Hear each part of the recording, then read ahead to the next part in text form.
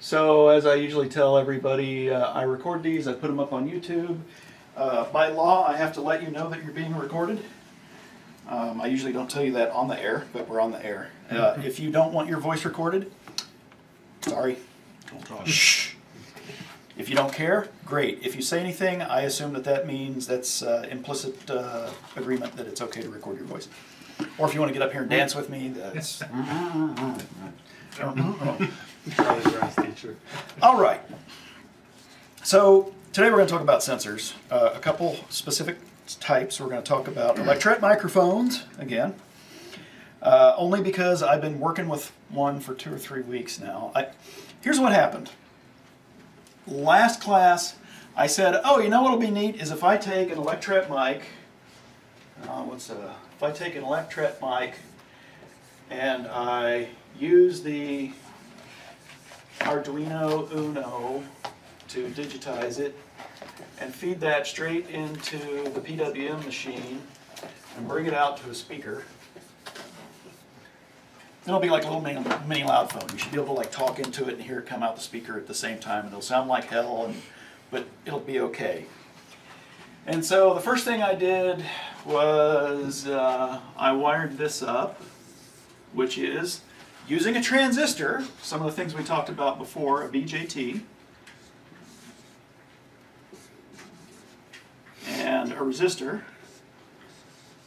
So we talked about this is so practical use of some of the stuff we were doing before, right? I think I used this as about 300 ohm resistor, and this goes up to rail, and this is 0 to 5 volts on the PWM. And if you go through all this, this was a 2N3904, which has an HFE of about 100, which is the gain, the current gain. And if you are fully on and using this as a switch, which is what I'm doing here, this voltage drop right here is about 1.2 volts.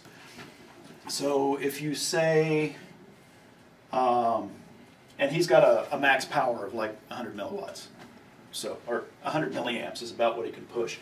So that says I want no more than about 1 milliamp going this way, less than or equal to, because I'm going to have 100 milliamps going this way. P equals IV. So if this is fully on, this is going to be a half watt, about a half a watt. So that's a pretty loud speaker.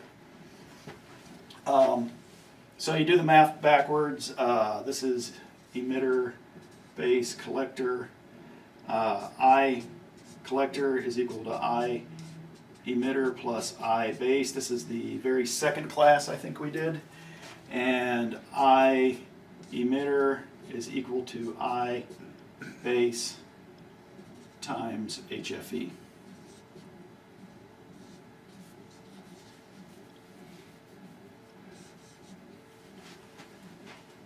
Yeah, that's about right. Beta, or beta. HFE is beta. So, a little quick math, come up with about 300 ohms. This thing starts PWMing. So then you want to set up, you come back on this side and you say, well, what's this signal look like? This signal here is usually, looks like this. Let me not do that way. Normally when you set up an electret mic, you've got the mic has 3 wires. It has VDD, it has ground, and often that's all it's got. And what you have to do is you put a resistor in line here like this, and so here's VCC, and you measure your output there, or sometimes they have one here and this is all built inside of it. So what you see in voltage and time space is you see VCC here, and this is VCC over 2. and all of your noise then wraps around that. So whatever gets set, and most of them are good from like 2.5 volts up to about 5 volts. So this could be 2.5 volts, this could be $1.25, whatever. And so then it gets into this thing where you say, oh, well, all right, I figure out the frequency I want. I chose 100 kilohertz because why not? You want to be careful because if you choose, when you're playing games like this, if you choose something too low, you can hear it, right? If I'm pumping 10 kilohertz into there, I'm going to hear a 10 kilohertz whine. I'm going to hear maybe, let's see, third harmonic. I'm going to hear a 3 kilohertz whine. I'm going to hear a 9 kilohertz whine. 10. I'm probably not going to hear a 30 kilohertz whine. Oh, the other thing you got to do when you do this is use a diode here. You don't have to, but you should, because this is an inductor, usually. Remember what we talked about when you get current going through the inductor and then you turn the switch off? That current wants to keep going and you're going to get huge voltage and then things can blow up. So you put the diode there and whoo, it flywheels through, and the diode is lossy, so you lose it and it bleeds off the power. I use an LED for that, so it's actually lit. And I can see that, oh yeah, that's doing that the way it ought to do. I also find it interesting that when I put the LED on, the sound that comes out of there is not as nice. You would think that with the voltage going all over the place that would be the worst sound to the ear, but actually putting that LED on there made it a worse sound. Because you're now making a magnetic... Yeah, I don't know. I don't know. Because it's the same constant tone all the time. All I'm doing is PWMing it. I'm changing the pulse width of it. But here's where I'm having the problem. This stupid sensor, I don't think it's working the way it ought to work. Because sometimes it works for a little bit and then it quits working and it does weird stuff. Because the particular sensor I bought, I was looking for mine. I know I have a couple of them laying around and I couldn't find the dang things. So I was at Micro Center and I was like, well, you know, as long as we're up here, let's see if they got one of these. And they've got one that's got a little amplifier chip on it, and they claim that you should just be able to talk to it like this, and it should be more than enough to. And they said it should work at 5 volts or 2.5 volts, but we usually use the 3.3 volts because it works best there. I put it on 5 volts, that was easy. I stuck it on my O-scope and it was going, ah! I'm like, well, that ain't right. So I was, I'd sit there and go, turns out that's about 320 kilohertz or 320 hertz. So I'd sit there and whistle at it and play with it, and I finally got a sine wave on it. Like, I can read that sine wave. And then I start looking at the other things that's going on, and it'll work for a little bit, and then it'll quit. And so I ordered some new ones because I figured there's something wrong with that one. And we'll come back to this project someday, maybe. We'll burn that bridge when we get to it. Yeah, we'll burn that bridge right before we get there. Just make sure we got some ropes and grapples so we can still get across. All right. Okay, first thing we're going to talk about tonight is temperature sensors. This is one of a couple different kinds you can buy, and I'm going to tell you how to cheat and use a different one. Use one that's not a temperature sensor as a temperature sensor. So temperature sensor number one is a thermistor. Symbol is usually this. May or may not have the circle around it. Thermistor is the material in it. Remember we talked about last week about if you got a chunk of material, it's got the rho resistivity. That's a function, its ohm meters and however many meters long it is, and it comes out to ohms. This also, every material has a temperature sensitivity to that. Things like gold and platinum and silver are actually very good. They don't change a whole lot. Or copper. Things like silicon. capstan, I think, is actually what they use. I think that's what's called. It starts with a K. It is. Capstan's also something they use in thermocouples, which we'll talk about. They work completely different. They don't work at all the way most people think they work. Which which is interesting. So anyway, there's a temperature sensitivity there, and as you heat this thing up, there is a negative temperature coefficient and there's a positive temperature coefficient. And negative coefficient means as temperature goes up, resistance goes down, or if it's positive, it goes up. That's all it means. So usually what you'll do, what people usually do is you'll have some, you got to be careful, right? Because if I just, what you really, really, really want to do is have a current source feed that thing. Because now let's say I've got 100 milliamps flowing through here all the time. And let's say this starts out as 10 ohms, it'd be a volt. Let's make that 1 milliamp. That way these are easier numbers. And if this is 1 kilo ohm, then that is 1 volt. Now as I change the temperature, it deviates, maybe goes down to 900 ohms and goes down to 0.9 volts, or goes up to 1.1 kilo ohms and turns into 1.1 volts. So I've got a nice 200 millivolt swing there. That's a lot of bits on our ADC if we do things right. But we're cheap, current sources are a pain in the butt. What we usually do is this. And we say, I don't want to draw a lot of current, I'll make this now. That's 1K. If I make this 10K, or if I want 1 milliamp, you know, let's see, this is 5 volts. Help me out here. This is 20K. Right? Because that's big compared to that. So, but what happens is, this is the divider function, right? V out equals V in times RT over 20K plus RT. Vn in this case is 5 volts. And now what I see is a nonlinear dependence. This thing just went nonlinear.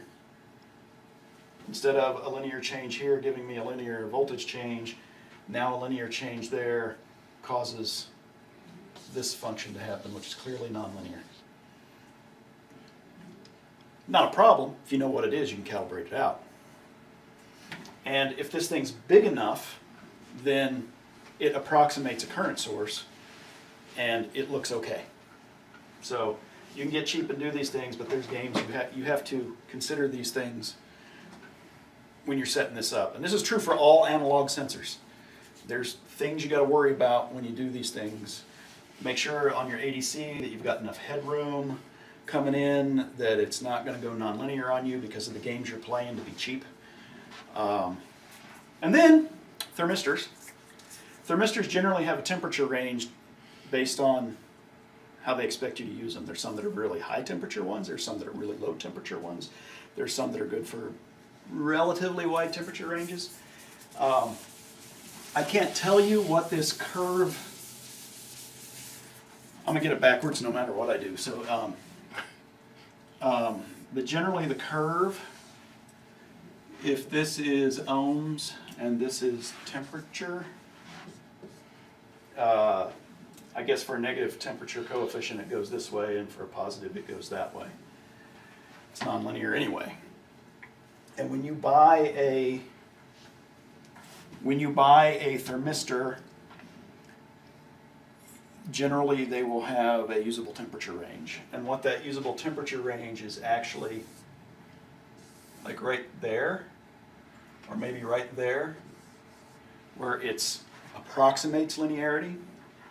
You can use it outside of that, but you'll find it quickly goes nonlinear, and then up here, it's too hot to use, you're going to melt the plastic on it or something like that, so use something else. And so what you'll often do on this, if you're doing it yourself, you've got to figure it out. You go, let's see, temperature's going this way. I say, oh, this is 0C, That's ice. I get myself a bath of ice water and I stick it in there and tweak things until it gets where I want it to be. And then I say this is 100C, and I got a pot of boiling water right next to it, and I drop it in the boiling water, and and that gives me a 2-point curve. That is never going to be more than, no more than two degrees away, probably. That's just doing it yourself. If you want to spend the money, spend the money on calibration, you can get 3-point curves, 1, 2, 3. You can get 5-point curves, 1, 2, 3, 4, 5. I've seen 10-point curves. You're paying for a lot of money when you do those. And they can give you a calibrated curve that's not NIST traceable, right? And so, well, we've looked at it. We've got our own source that we use, and we don't guarantee NIST traceability. The ones I used to use were NIST traceable and had 5 to 10 data points on them. And there's actually, for this, there is this piece of this curve can be broken down into an nth order polynomial. And what they will often tell you on a data sheet, so we're talking about expensiver and expensiver and expensiver as we're going along here. So you can get the calibrated curve with 3 points, and they can give it to you as just 3 constants. And the constant, there's the 1, 2, and 3, and it's a third order a squared plus b squared plus c polynomial, and it works out. And as long as you don't go past these ends, it's pretty good. But you go here, it starts doing something like this, and then it's completely wrong. And if it's a 5th order polynomial, well, you're in really, really, really close, or a 10th order. But the higher the polynomial, the worse it goes screwy when you go off the end. So you want to stay away from the ends if you're there. The other thing, now we're taking up another step in expensiver. So I can get a 3rd order polynomial they'll give me something that's NIST traceable to a 3rd order polynomial, but it will be it'll be more expensive, but less expensive than, say, a 5th order polynomial, because what they'll do is they'll set it on a test bench and they'll run it, and it'll skip by say 5 degrees C. Click, click, and stop, and let it stabilize, and it'll read the value. And so not only will you get your 3 polynomials, but you'll get this chart that is temperature 0 through 100, say, and here it'll be 50 ohms, and here it'll be 1 kilo ohms, and it'll tell you exactly what that thing is through the whole thing. Now, that's expensive because it takes them a lot of time to set up the test setup and have it run all that, but it's less expensive than the 5th order polynomial.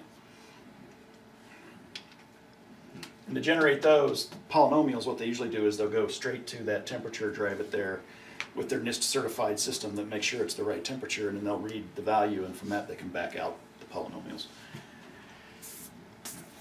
Thermistors, in a nutshell.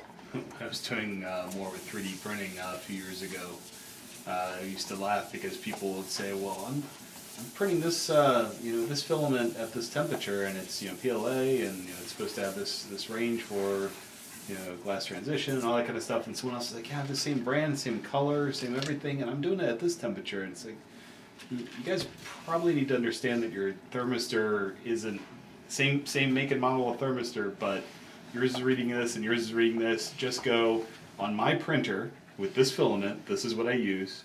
Your mileage may vary. Well, this is what I was talking about before we started, right? If you look at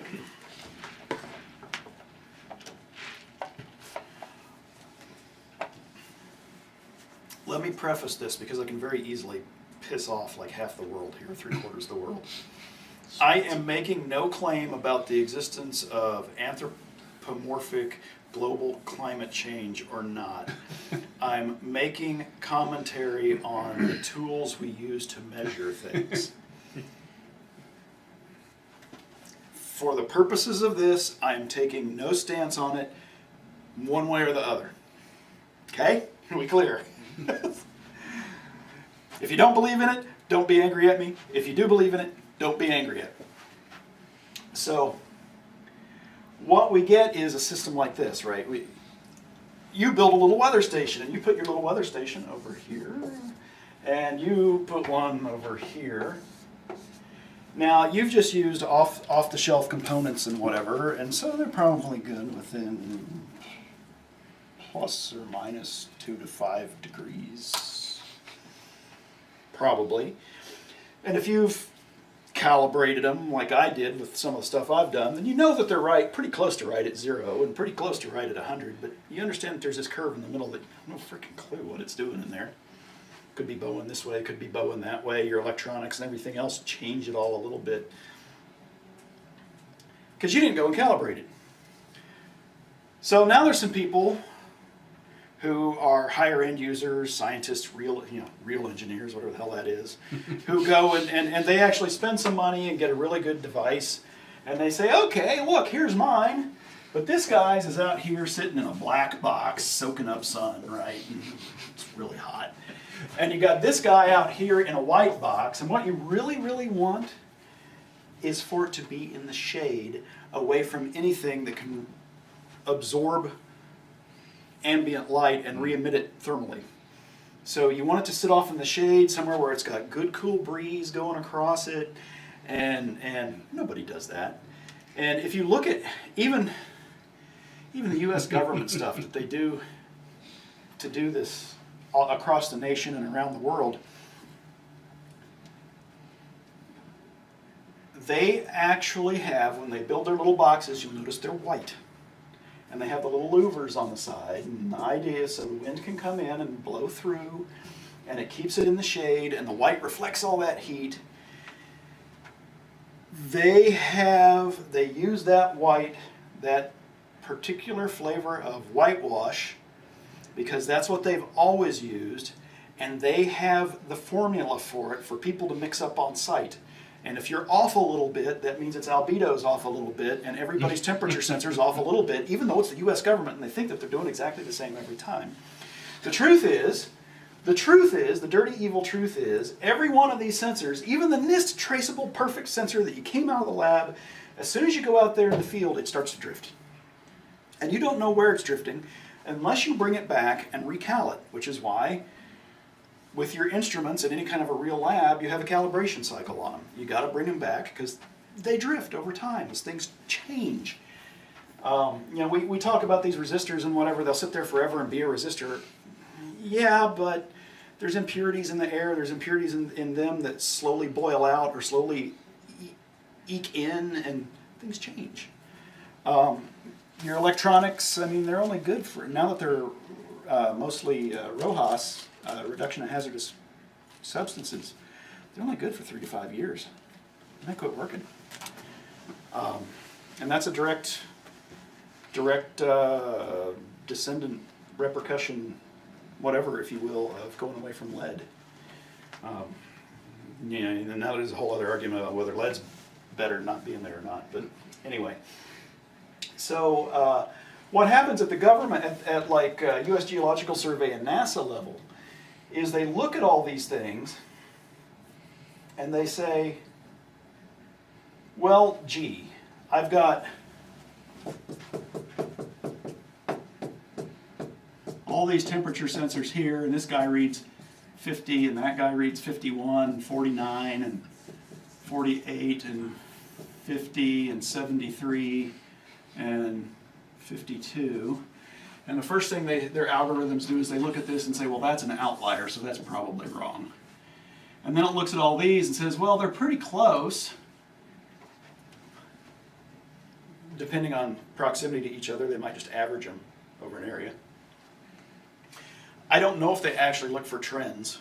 Oh, you know what? This one's constantly trending higher than that one, so maybe there should be a relationship between these two, but now we're getting into this whole thing of big data, right? And that takes a lot of horsepower to compute through all that stuff. And then what they do is they go back and they look at a couple of, oh, this one was NIST calibrated a month ago. It's probably pretty close. This one was NIST calibrated 3 months ago. It's probably pretty close. And they've got these all over the place. And so now they do what looks like an offset calibration against that one, which may or may not be right. Because these ones, even though this one's reading 52 all the time, and they'll say, oh, well, this one's actually 2 degrees, reads 2 degrees cooler than this one. This one could be in a little bit of a valley. You ever notice when you drive down the road and it goes through this dip, it gets cold? It comes back up. There's these natural thermal channels that just, things are colder there. Maybe it really is that temperature there. So unless somebody goes out in the field and actually does a measurement with a NIST calibrated one, you really don't know. And then they set corrections on top of everything. And for some things where they're setting the corrections, they've never had one there before. So if you look at temperatures over time, they try and match it against something else where they've got slightly better character temperature records, and they try to match it, and they create a. So a lot of our temperature models, not necessarily the models, but our temperature history is wrong. And there's certain places where it's become this weird thing where, well, we know it's wrong by about, I think in a couple places it's like a half a degree. We know it's a half a degree wrong, but if we go and just change all of our models, that's going to fuck up everything because now it's going to ripple through everything and so screw up all of our models. Or people are going to come back and start screaming, why'd you do this? Why'd you do this? You know, you got the people on the right saying, oh, you're doctoring the data to make it, and you got the people on the left going, no, you're doctoring the data to make it look this other way. And when it comes down to the government, nobody's willing to sign their name on anything because if you can just keep kicking it down the curb, it eventually becomes not my problem and I don't have to take any responsibility for it, right? It's all above my pay grade. So, like the BGE rate hike that was hidden and then all of a sudden popped up. yeah, I noticed that my electric went from 13 cents a kilowatt hour combined to about 15 cents a kilowatt hour at the beginning of the year. Or a couple months ago, anyway. There's also an interesting thing there. I've looked through the, you know, if anybody would have historical records of temperature, it would be a utility company. And I've looked at the historical records for this area, they're really interesting. They have this sawtooth pattern. And then there's another sawtooth pattern on top of that. It's like, huh, that's interesting. It's for my own curiosity. All right. Next thing, let's see, temperature sensors. Next thing we'll talk about is a silicon temperature sensor. There are 2 ways, loosely, to make a silicon temperature sensor. The first one is really simple.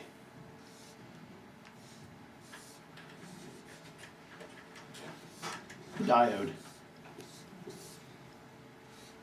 Or a diode connected transistor. I usually use these. Same thing as before, right? You really, what you want is a current source, but you can get away with a big resistor.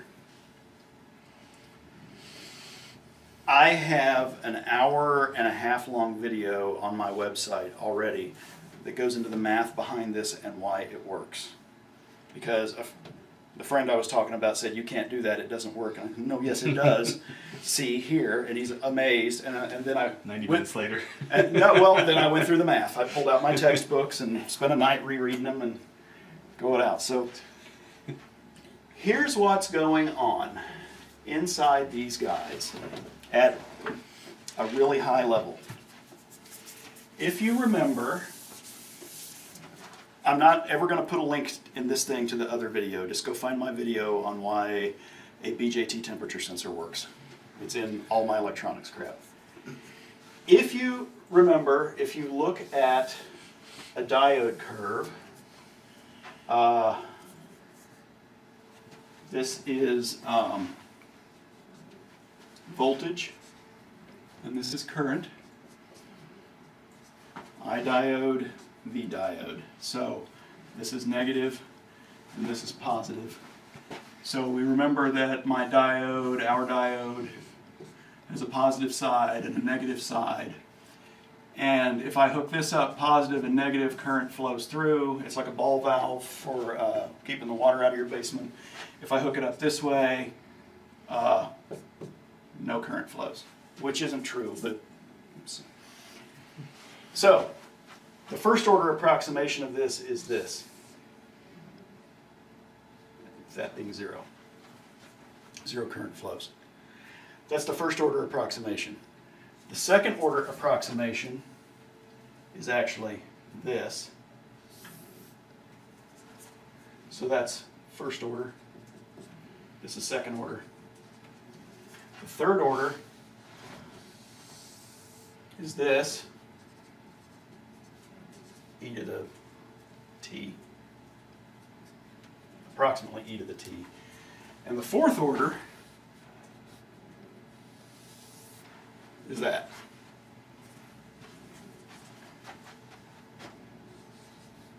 This voltage, you want to guess what this voltage is called?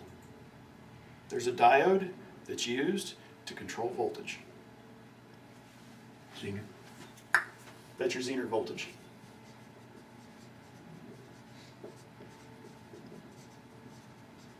In the colloquial, when I was growing up learning this, this is the point where when you reverse bias it, it starts to zine. It goes into avalanche mode. What's happening at the sort of the physical level is the electric field becomes so strong that an electron is pulled through, and on the way down it impacts an ion, one of the ions in there, and knocks loose another electron. And this is called avalanche. It's just like a runaway fission reaction. But it can only go so far. This is how Zener diode works. Most that's not true.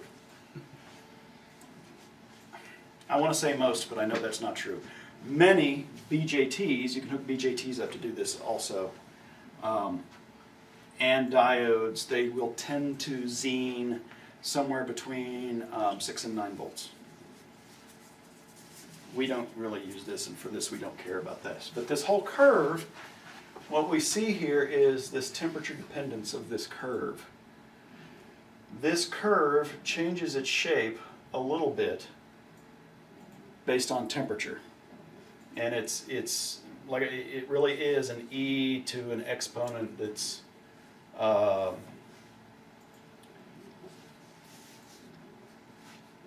think it's nu over kT, where T is temperature, in absolute temperature in kelvins.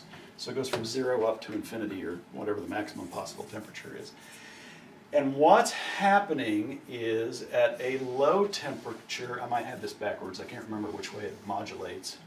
We'll just call it T1 and T2, so I get rid of that. And I'm really gonna, and I choose some current level here. What I see is that this curve modulates between this position and that position. And the curve basically slides back and forth. This ain't a lot. I think for the one I have on my desk, I think it's 20 millivolts per degree C. That's what I want to say. There's a you can Google the temperature coefficient of silicon. So anyway, gone through all this just to explain this is what's happening, more than you really needed to know or maybe cared to know. But now we do the same number that we did with the resistor, right? I put a big honking, I put a resist. Ideally, I want a current source. I can put it has to be forward biased, and you want it to be barely. I think what I usually do is adjust it for about a milliamp. And so it's just barely on. It's like it, for a silicon diode, you usually think of it as 0.7 volts or 0.69. It's riding right at 0.6, 0.7 volts. It's just turned on. And all the rest of your voltage is dropped there. That's with a diode. If you use a diode connected BJT, this acts like a diode, except this drop right here will be about 1.2 volts. Or I'm sorry, this drop right here will be about 1.2 volts. And so when he's turned on all the way, he'll drop about 1.2 volts. That gets him up a little higher so that you can use more range. And not have all your stuff down in the noisy bits. It'll be up the standard. When you look at it as a sliding scale, right? If I've got, if it was a perfect analog to digital converter, my output would look like this in counts per volt. Really, we know it looks like this, right? Because it's digital, I can only go one at a time. And really what happens is down here, this is all noise, because the environment's noise. So if I've got all this moved way down here, then my measurements are closer to my noise floor. If I do this where it pushes it up to 1.2, it moves it up higher out of my noise floor, and I can get a better measurement out of it.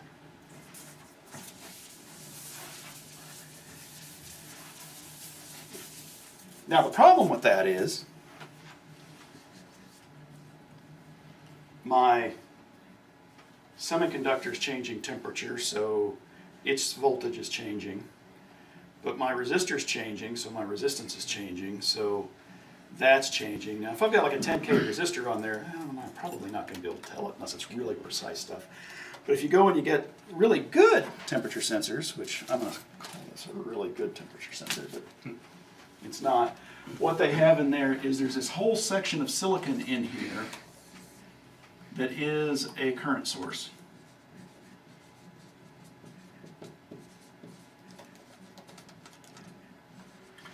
It is a temperature calibrated current source. They use BJTs that are right next to each, I mean literally microns apart from each other, and they work to fight each other. So if one heats up, they'll both heat up together because they're right together, but when one heats up, it tries to push more current, and one heats up, it tries to pull less current, and they balance each other out. And there's whole PhD thesis papers written on how this works and how they do it, and I've read some like dumbed down articles that are like 5 or 6 pages long, and that's about what I can get out of it, is to say, because the math is as long as my leg and then some, and I don't feel like going through all the math and understanding it to that depth. So now you get a little bit better, and these things are generally a current output on a lot of them. So what they'll have is they'll have 3 legs, and you'll have your voltage in, and you'll have ground, and you'll have a current output. And I think it's a microamp per C, or degree C, or per Kelvin, with a minimum of like 25 microamps, or that's the offset, and so you can, they'll often set it like maybe 25 mil. You have to go look at the data sheet, but their machinery inside is very good that it will be, 1 milliamp per degree whichever, or 1 microamp per degree whatever. And usually what you do is you throw that into a 10K resistor, and 1 milliamp becomes 10 millivolts per degree C, and you got a pretty good thing. Now you go a step further. Analog Devices makes a whole series of these that are scientific grade. I mean, they're good, and they sell them. They start at $10 a piece, or $5. When you talk about little pieces of silicon, $5 a piece doesn't seem like much, but when you say these are, I bought these 3 off a shelf, which means they've been marked up probably 500% at Micro Center, and it was sub $4. I mean, the order of magnitude price difference we're talking about here, it's 10 to 20 times the price. And some really good ones are over $100 a piece. But this guy inside, he does all this, and he does the voltage conversion, and he poops out voltage here.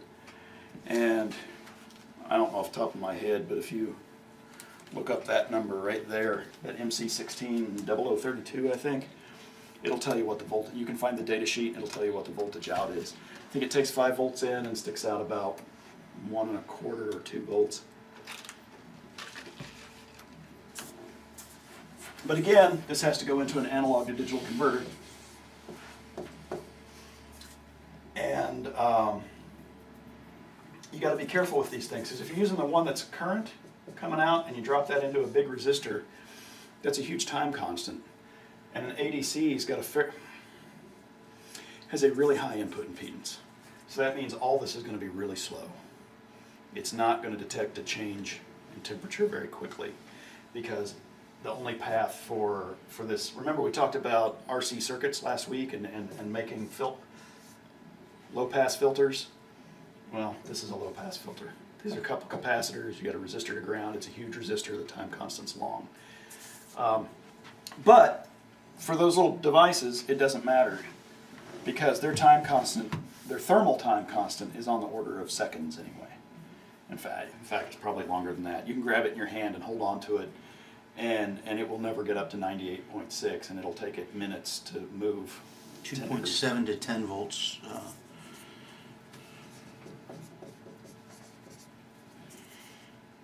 What do I say? Output. Output's right there.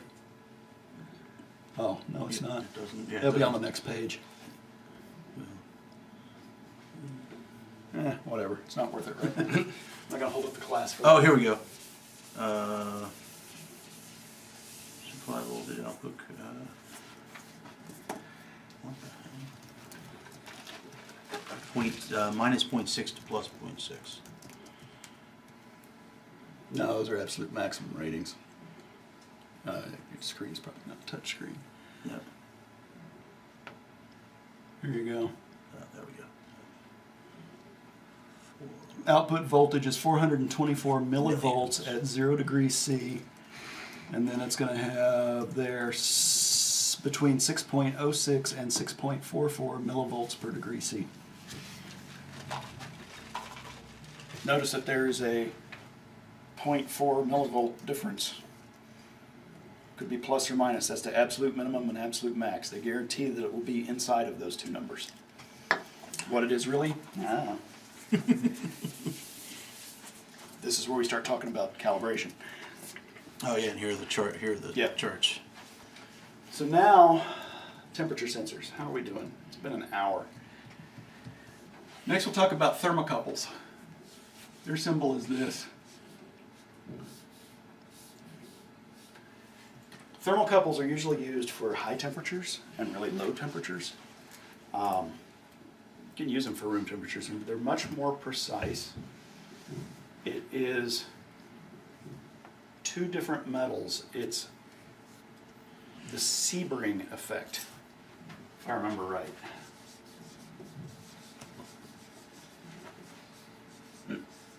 Just like a Chevy, right? The Chevy that made the Sebring.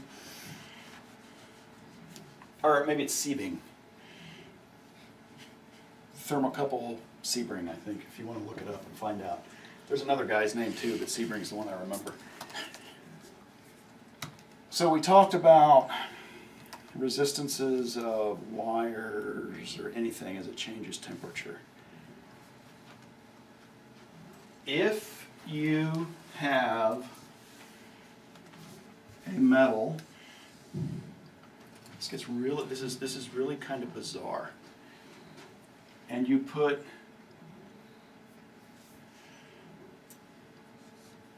and you set an ice cube on it right here.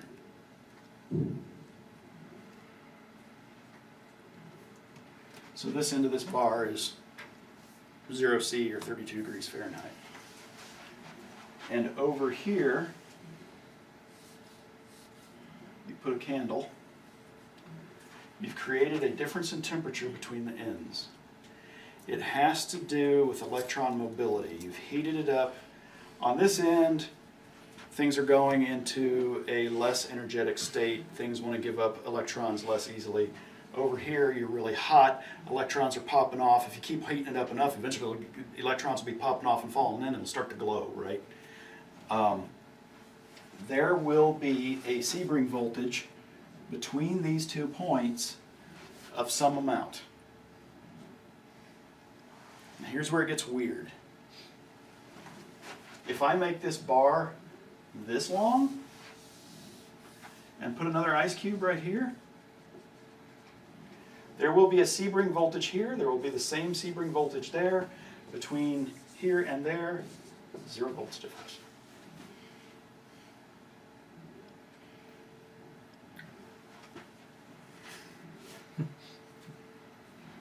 This is not how most people think these work. The way most people think these work is, oh, I make it hot here and it creates a voltage differential between these two pieces. And no, it's this whole length of wire. Well, what's the problem here? If these are both strips of copper, then they have the exact Sebring coefficient. And so, I mean, basically, if I... It's a great way to make 0 volts, yeah. I basically just take these two pieces and bend them around, right? I think you just invented government. Yeah, okay, yeah. So Nothing getting done. no cynicism. So the problem is if I just take a piece of wire and run it out and bring it back, I'm never going to be able to measure it. So I use two different pieces of wire. I use one that's copper and one that's capstan. And there's a couple of different materials that they use. But between the two, they have a band gap. So now here, I'm going to make up a number. This is a 1.2 volt difference, but because this one's copper, and this one's, no, that's, oh, whatever capstan is. And let's say this is a 1.1 volt difference. Now when I come back here at the end, there's a 0.1 volt difference. Well, that's a pain in the ass, you say. Why in the heck would you do that? Well, I can do this at temperatures that'll melt a thermistor. This is the kind of stuff where they start talking, let's cook ceramics.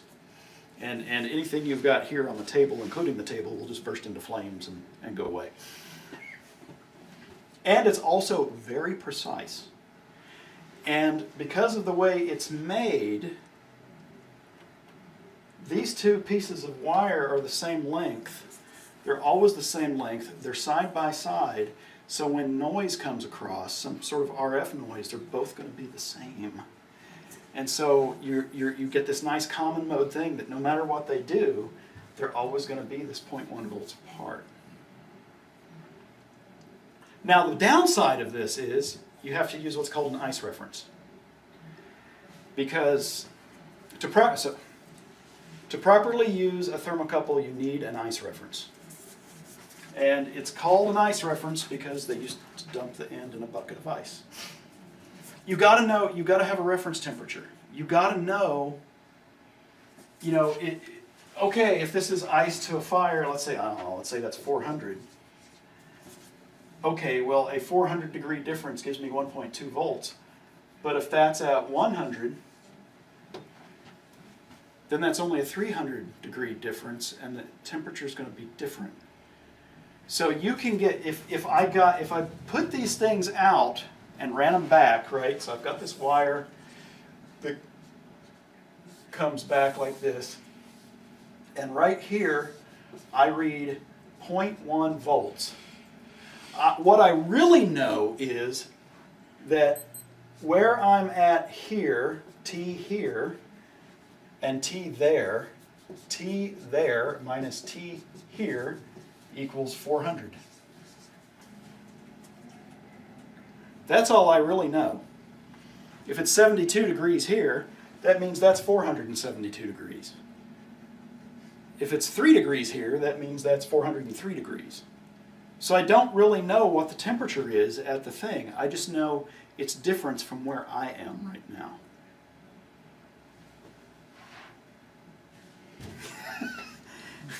You've got the look on your face. You're just pulling petals off the daisy, and it's an endless daisy. So. Right. So what you do is an ice reference. And it's called an ice reference because back in the day, which is before my time, so really back in the day, what they did was when they were measuring stuff, they'd have the thermocouple out here wherever it was, and it would come back, and they would literally have a wooden bucket full of ice. And these two wires would come down into the ice, and then they would come out to a post over here, and then they could run copper wires back. Okay. And so you knew that this end was at 0 C. Period. End of story. Ice, it phase changes, it stays at 0 C because all the energy coming in, instead of driving a temperature change, drives a phase change. Game over. That's why ice is always 32 and why when you boil water it's always 100. Because this if you have small children and people who aren't small children that don't know this will really screw with their heads. Boiling is a cooling process. You're adding heat to it, but by boiling it's taking heat away. Boiling itself is a cooling process. We use when we say we're boiling water, what we mean is we're cooling it, we're heating it to the point that it boils. But then boiling itself is a cooling process. So screw with small children all you can. And some science teachers. Well, the best is to have your kid mess with their science teacher. When they say you're wrong, which my science teacher told me a couple times, and I came back and said, no, this is the way it is, and got in all sorts of trouble. So electrically, what do you do to compensate for not having a block of ice? So,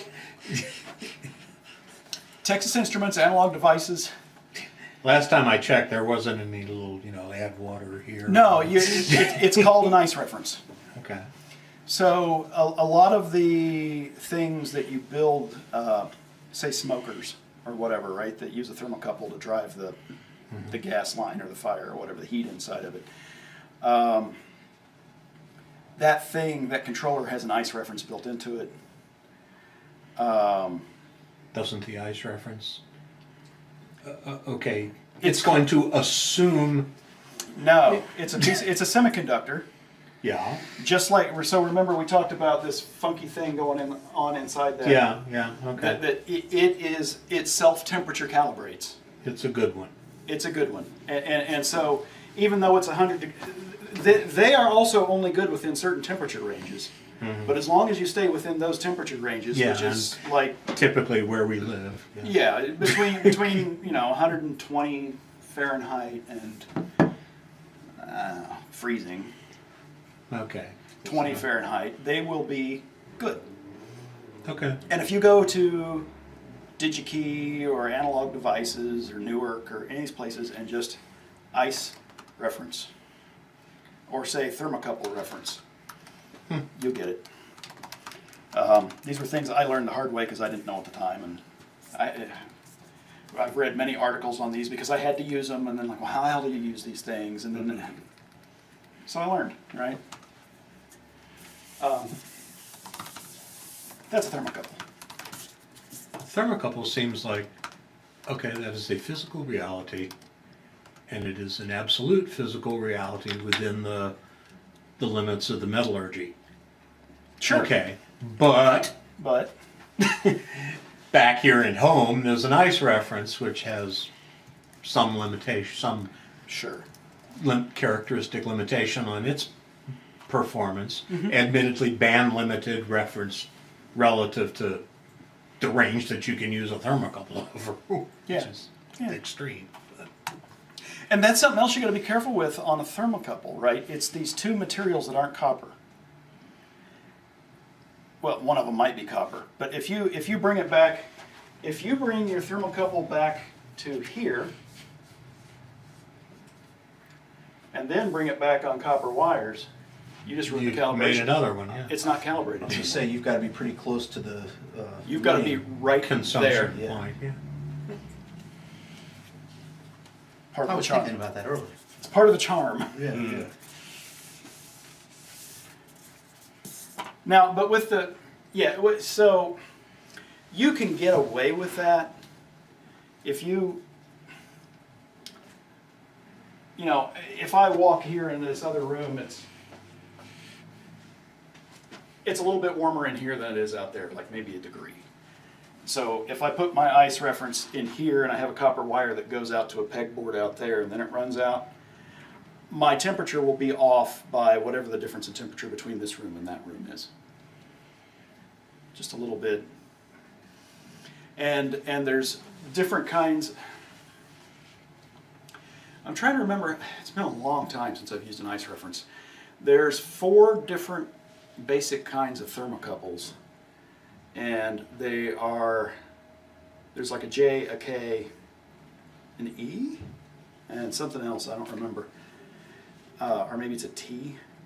And they're basically for what temperature ranges you want to use them at. You know, these ones are good way down here. These ones are good way up here. Different materials. And I want to say that either there's a, I don't think there's a different ice reference for each different kind, but I think there's a different bias you put on it. And there's like, if you read the data sheet on them, it says this is what you got to do to use that guy instead of this guy. As a measurement, as a temperature measurement methodology, thermocouple, silicon, which of these is the more accurate, None of them. or has a better peg in the ground for referencing? None of them. You use what you use based on what you need, right? So, Yeah. So I some ranges it's you're driven. Yeah. so a friend of mine one time, this person works, I'm going to try and not use he's or she's so I don't give anything away. This friend of mine works at a place, and they were, I'm going to be using they a lot and it's going to be ambiguous. They, my friend, were upset that they, the other people, weren't doing what they said they were supposed to do. Their words to me were, they're doing it wrong. And I'm like, well, are they doing it wrong or are they doing it different? Because we all have different toolboxes up here and we all take different approaches, right? And we all have different constraints. So what I explained to my friend is, in engineering, there is no right way to do something. There is not a correct way, a single correct way to do There something. may be a plethora of wrong ones. But There may be a plethora of wrong ones, and there are also a plethora of right ones. Correct is you are given a set of constraints. I need to have something that can measure 0 volts to 10. I need something that can measure 0 degrees C to 100 degrees C with plus or minus a half a degree of precision, with plus or minus a half a degree of accuracy. They wrote a crappy RFP.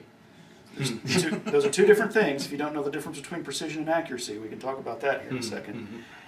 It has to cost less than this, and it has to work off of 2.5 volts. Right? So as soon as I say, and it needs to cost less than $10. and volumetric and Sure, and so I'm manufacturing. okay. I'm and going to everything go else, through yeah. these list of things, and well, it's got to cost less than $10 by the million of them, right? Because my time, I make minimum wage, but what it really costs for me to have the lights on and everything else is, my billable time is really closer to $30 an hour or $40 an hour, right? Even though I make minimum wage. So you've got a set of constraints. If I'm wanting to if I'm doing a ceramic oven, where I'm cooking ceramics, I'm using a thermocouple. I'm telling you that right here now. I am most likely going to go to a thermocouple. If I am doing something that is in the range of normal temperature and it's just for me, for my own shits and giggles, I'll throw a transistor on it or I'll throw one of these things on it. They're cheap. Even paying at the $400, the 400% markup or whatever it is, these are still just over $1 a piece. I hook that up to my Arduino and I've got a reasonable temperature sensor. Within what I care about. You and me, we can feel about a 3-degree difference in temperature. That's our threshold of noticing temperature change. So, we might notice that this room's different than that room because we walked across it, but for us to notice that this room has actually changed in temperature, it's got to change about 3 degrees. So, as long as it's better than, about a degree, it's good enough for me because I'm not going to feel it.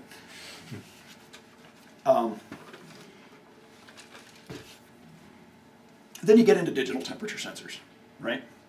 And I'm going to end up actually cutting this short tonight because we've already been going an hour and we haven't gotten off of different kinds of temperature sensors. So these were, what I've talked about all at this point is all analog. take an analog signal off, you run it through an analog to digital converter with some sort of signal conditioning on the front end to make things clean and do whatever you got to do.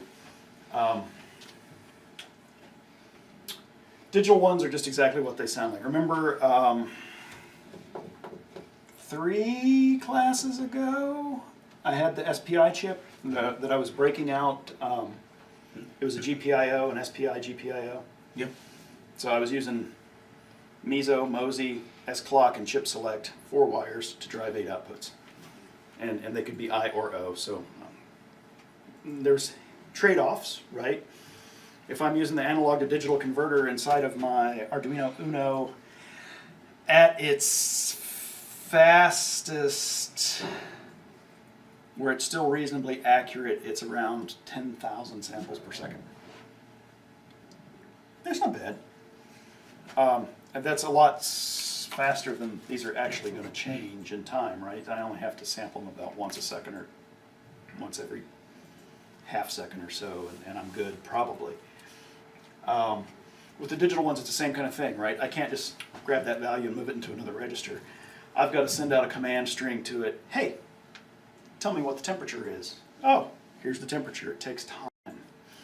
But now you don't have to put all that analog front end stuff on it. And you can pick up a cheap digital temperature sensor for a couple bucks also. And now, instead of having to put whatever I had to do to clean up the signal, I don't have to do any of that anymore. So now you take another trade, right? You're getting further and further and further away from really being NIST traceable and being quick reacting and things like this, but you're getting easier and easier and easier to use. Now it becomes a software problem, and you got a bunch of people who don't know anything about the hardware, but they can write code, right? And it'll probably work.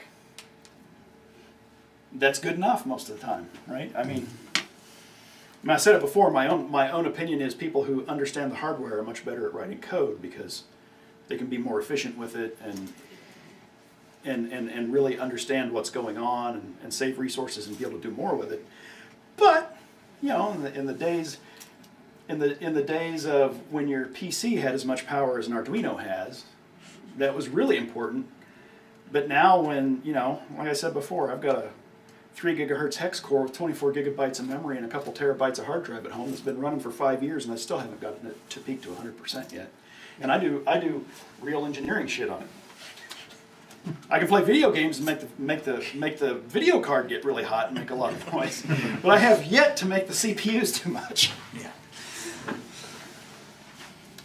You've never had 400 Chrome tabs open. Exactly. I usually don't go more than about 60. All with Flash running in them. Yeah, that's what I'm getting at, yeah. I actually often do have about 60 open. I've had as many as 400.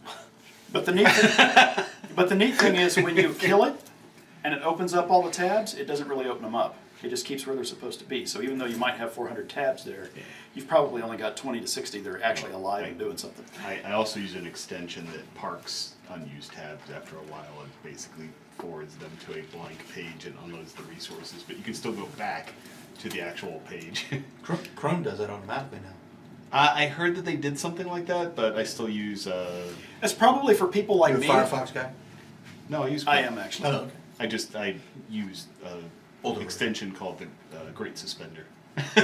That's probably for people like me who leave the same tab open in their browser for a year and a half because I want to come back to this. Yep. And I think I'm going to do it next week or the week after, but it keeps being Sunday. If I bookmark and then the damn thing crashes and I lose all my bookmarks. It's like, fuck.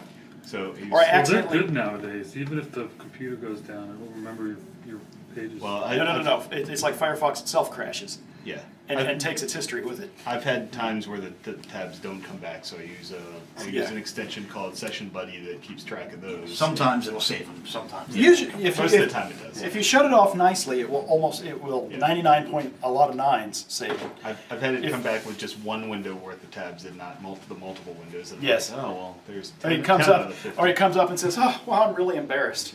That one. We couldn't load all your tabs. Are these the right ones? Yes, some of them. So, I think I'm going to quit tonight. since we've been an hour, and I don't want to drag everybody on too much longer, because the next one I get into will probably take a while. So we'll talk about these next time, and this is infrared receivers and transmitters.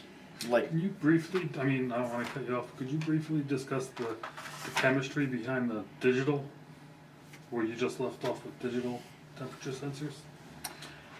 I mean, is there some chemical, not chemical, I mean, how does it read a temperature? the case actually gets warm, and it's got the digital temperature sensors. What they'll have is they will have this funky set of BJTs that we were talking about that Right. work together and make a really good current source, and that will come into either I don't know if it's a diode or a BJT on there, but it'll go into another semiconductor. I mean, we can draw. We can draw. I can draw the whole signal chain right here, really easily. I can say current source into a temperature sensor, gives a voltage out that has to go into some pre-processing, signal processing. That sounds really fancy. It might just be an op amp to buffer things and get things to the right. This is, in fact, this block diagram that I'm doing right here, minus some specifics, is the generic block diagram for any sensor front end. Any. Signal processing then goes into an analog to digital converter of n bits, and that will go to a register 1, and then there's usually another couple of registers. So this is like command register, and he might change the number of bits, he might change the gain, he might change the current source, because changing certain one of those might be able to change your accuracy. Gotcha. And then this will be hooked up to some sort of logic.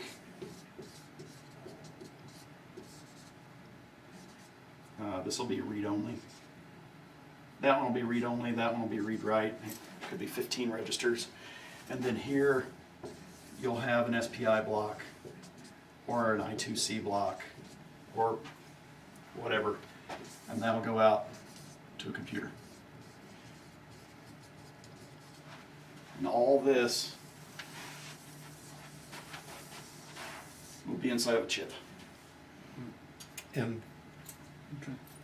I get the impression that there may be even more smarts than just a register. Depends. So some of them, I've not done a lot with the digital ones. I've looked at a couple of them, but I've never actually implemented one because they just didn't fit what I was doing at that one time. This one is called a DHT22, and you can only read him every 2 seconds. That's the downside of him. But during that 2 seconds, there's probably more than, let's adjust the op amps going on. Well, this stuff inside,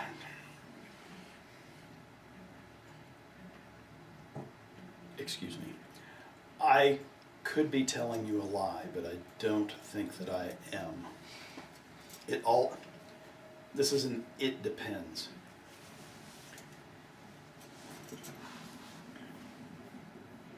Part of what you're doing in these things to get your price. Okay, so this is basic economics, right? If I build something, it costs money. I've got all my input stuff into it, and if I look at what the raw materials are that went into this thing, whatever it is, it's not much. The cost of a part is the labor. You know, I'm the guy out here digging sand for the silicon. You're charging me minimum, I'm charging you minimum wage for this, or some number of dollars an hour. It goes onto a train where you got people driving it from, never mind the amortized costs of all these things But for them to buy the train, people had to smelt, there's this whole many inputs of factories that come in to build this stuff. And something like 95% of the cost of anything is the labor. So how is it that I can get a raise, but the price of my semiconductors can go down? It's because Recycling. Alcoa would say, yeah, that's partly true. Yeah, embezzlement. No, that goes the other way. Okay. It's because I can put out so many of them. I've created an efficiency. As your die size shrinks, as your So your die size shrinks. So the idea is processors get faster, as your so I'm gonna step back, and the place I used to work had a foundry, had a semiconductor foundry, and I have done some chip design myself in the past. was this local? Never mind. Maybe To somewhere, not. yes. local to somewhere, yes. So this particular place, you did your pricing by steps. You had a stack of wafers. You had a stack that went through steps.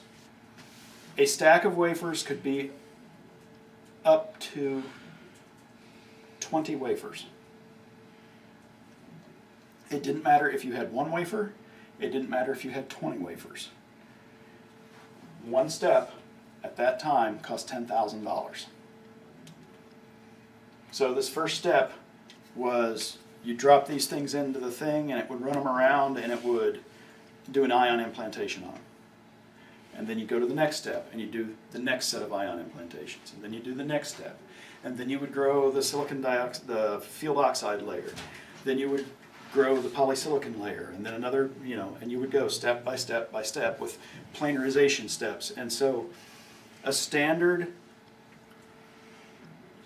2-poly, 3-metal CMOS process, digital, was, I think it was 20 steps, end to end. So 20 times 10,000, it's $200,000 to get one wafer or 20 wafers, right? Upgrades to your machinery are incremental. I throw in some stuff, I pay some labor, somebody goes in, but in the end, even though this guy's doing better and he's getting raises, in the end I'm making more and more wafers for the same. Plus you go to a bigger and bigger and a bigger wafer. I mean, if you've seen, Sony's got like a 19-inch wafer. Sony is doing wafers. It's really cool because they've got the founder, they had like the president of the company holding it. He's this little bitty guy. It looks like he's holding a giant trash can laid up next. So it really, you look at it, you're like, holy cow, that's big. Well, no, it's really only about that big. It's still big. But I think it's a 19-inch wafer.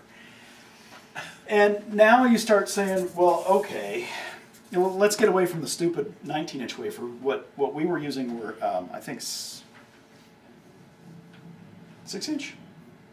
8-inch? It was either a 6-inch or an 8-inch wafer. It was about that big.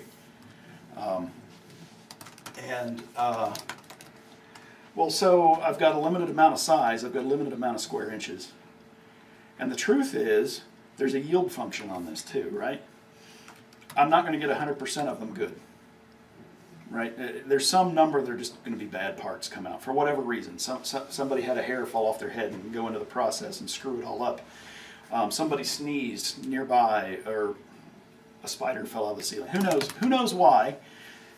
Some number of these are going to fail. The bigger they are, the more likely they're going to have a failure. So this was an exercise I did back in college. We were doing VLSI design, and it was, okay, it cost me $200,000 to get 20 wafers out. Is that right? Yeah, $200,000 to get a stack of 20 wafers out. If my defect ratio is 0.1, and I want to make a chip that is an entire wafer, how many wafers, just generically, statistically speaking, do I have to make to get one? Right? So that means I have to have, you know, if I need to use the whole wafer and I've got a 2% defect rate, so let's say it's 98% correct, 2% defect, that means I need to build 200 wafers to get one, maybe two good ones out of it. So now that 20 wafers times 10, now I'm at $2 million just to get one part.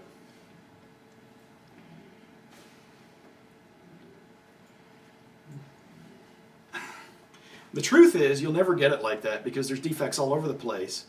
And so they make smaller and smaller and smaller parts.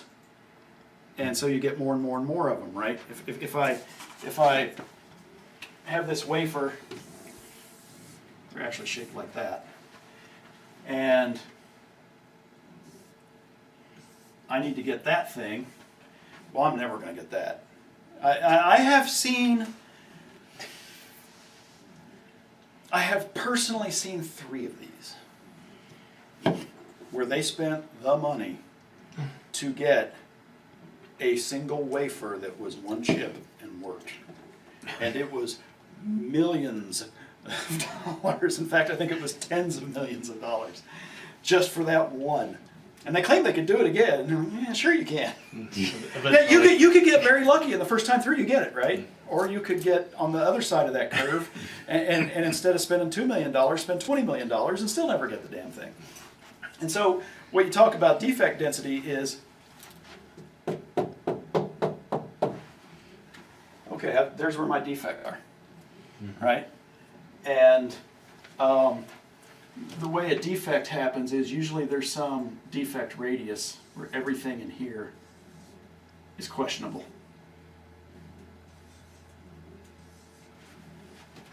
So if my chip was that big, I just got a yield of 0. If my chip was that big, I got a yield of 0.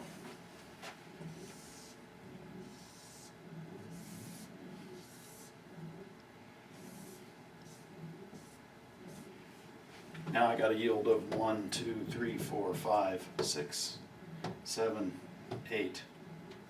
8 out of 16, 17, 18. 8 out of 18. So now I just got better than 10% yield, or on the order of a 10% yield. 8 out of 18. Yeah, that's about right. Right? Now, you know, and then the same game goes, right? As I get smaller and smaller.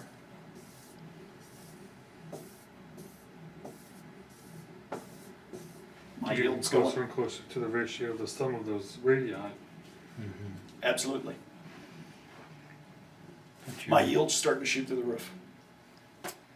So the goal is to make as small a part as you can,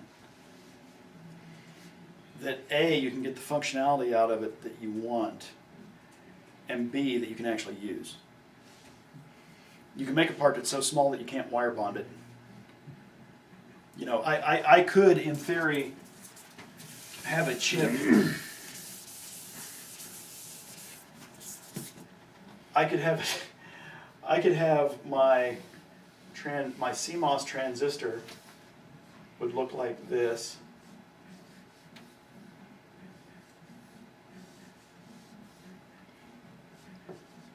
This is how you draw transistors, and just so you know.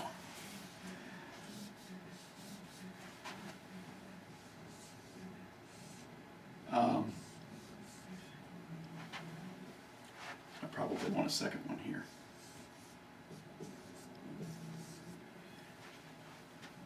That's probably a PMOS. This is probably the source, drain, gate, and that's actually the bulk, which you'll never see. So this is what you would normally see as a FET. It's a 3-pin device. If I'm doing, what's today's processes? 15 nanometers, point. Keep going. I think somebody's got an 8 nanometer, no, 9s are out there, yeah. 8 nanometer, or is it point? No, it's not 0.99 micron, that's huge. It's like is it 15 nanometer, or is it 0.15 nanometer? Regardless, let's say it's 15 nanometers. So lambda equals 15 nanometers. 2 lambda is the smallest possible feature, 30 nanometers. So this is 2 lambda here in the old processes that I used to use. So this would be 2, 4, 6. This would be 6 lambda, 6 lambda, 6 lambda. 6 times 3 is 18. So this would be 20 times 15 is 300 nanometers.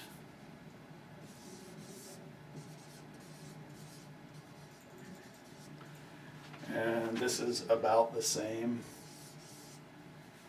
So I could do a single chip FET if I was, I don't know, Diodes Incorporated, and I was selling FETs.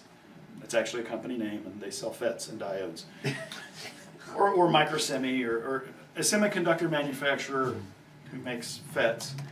I could make the smallest possible FET that I could make, and it'd be maybe 300 nanometers on the side. I'm not sure a piece of sand is that big. A single grain of sand. It's probably bigger. Yeah, a single grain of sand is So probably bigger. you may have some handling issue. I'm going to have handling issue. I can't practically use that, right? I can't bring wires in to land on it because each wire is bigger around than that damn thing. So practically speaking, that's useless. I'd never do it.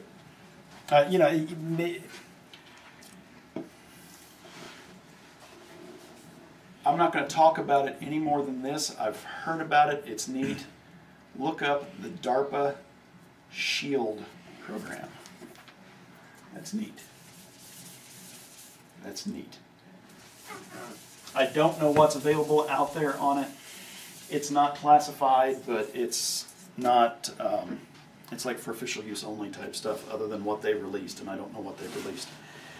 So the fact that it exists, there it is. But it's an anti-counterfeiting thing for semiconductor counterfeits. They told us about it at a conference. It was really neat. But they also asked us, it was an unclassified conference. It wasn't really a FOUO or anything like that because there's foreign nationals and everybody else there, but they said, please don't disseminate this all over the place. So I'm just going to say, go look it up, and whatever you can find is what you can find. Beyond that, I'm not going to say anything. So back to the point of the device. I want to make it as small as I can without making it too small. So my first goal is just to make it small, because probably I'm not going to make it too small. So a register, depending on how it's made, I think the simplest register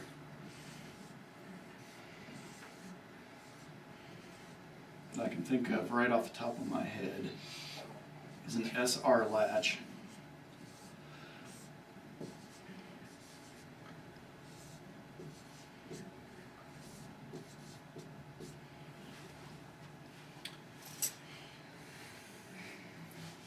These are hard to follow through. If reset's 0 and set goes to 1, Q goes to 1, and it will hold that state until I tell it to do something different. If S is 0 and resets 1, Q bar goes to 1 and Q bar, and it will hold that state. If I hit them both, I think it toggles states. I can't remember what an RS latch does, SR latch. But that digital latch right there, this device is it has been a long time since I've done this. So bear with me.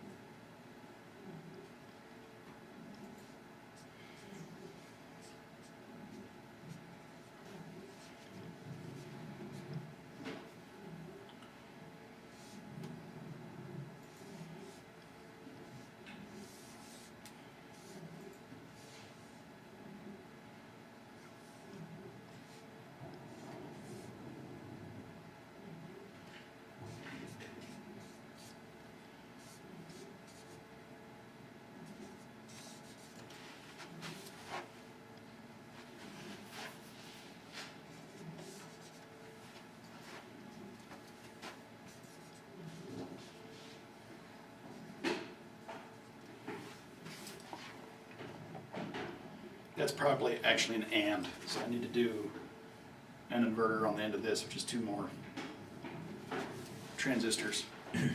So to implement that function right there is this.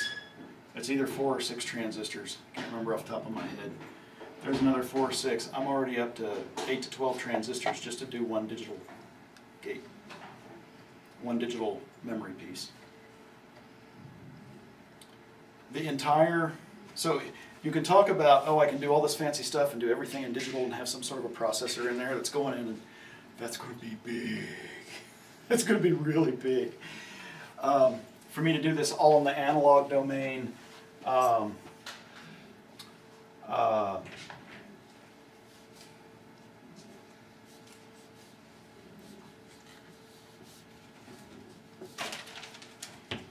drawing BJTs instead of FETs, but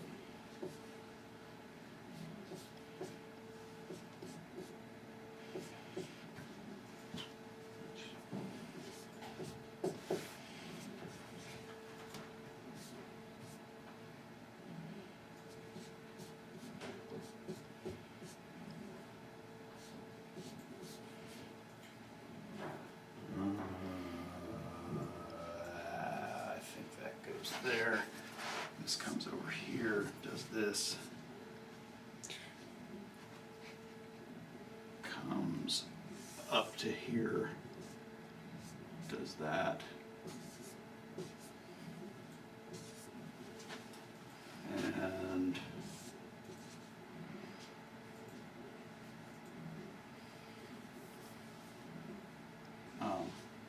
that's my input. That's my input.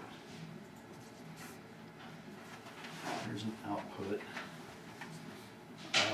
Then this will go into one of these, into one of these, and that will follow out to something like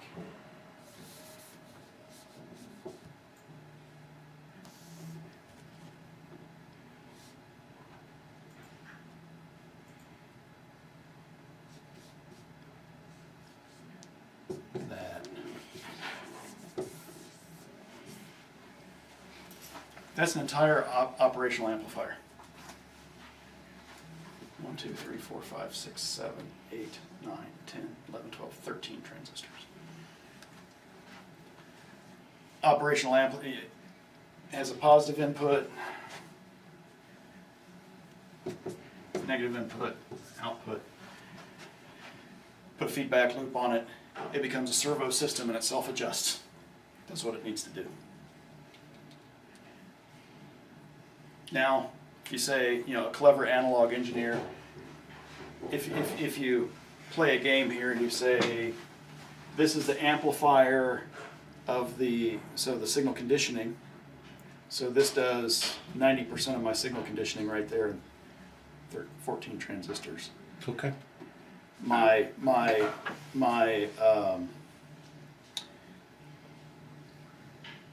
The temperature compensated current source, I think, is about 9 transistors. I've seen the schematic for it, so it's about this size. The